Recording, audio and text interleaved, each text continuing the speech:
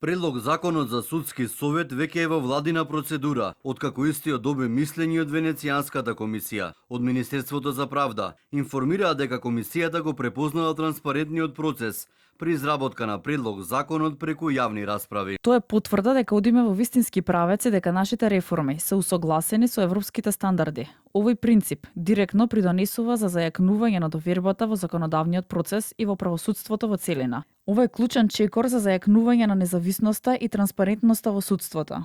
Станува збор за конструктивен и содржаен документ што содржи јасни насоки и препораки, особено за деловите на кои ние како министерство вложивме сериозен фокус. Предлог законот предвидува јавност во постапката за разрешување на председателот на Советот, поведување јавна расправа за кандидатите за несудски членови, како и зајакнување на критериумите за избор, разрешување на членови на судскиот совет од редот на судиите.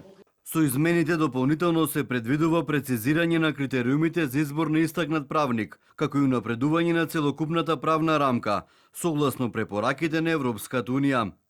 Согласно реформската агенда која официјално беше одобрена од Европската комисија, земјава заклучно месецов требаше да го донесе новиот закон за судски совет, како една од клучните препораки на оценската мисија на Европската унија, кои се имплементираат во предлог законот, како што додаваат од Министерството за правда, е воведување на објективно оценување на работата на членовите на Советот, транспарентност во носењето на одлуки, но и механизми за одговорност и на самите членови на Советот. Откако ќе биде усвоена влада од Министерството за правда, очекуваат предлог законот наскоро да биде усвоен и во собранието.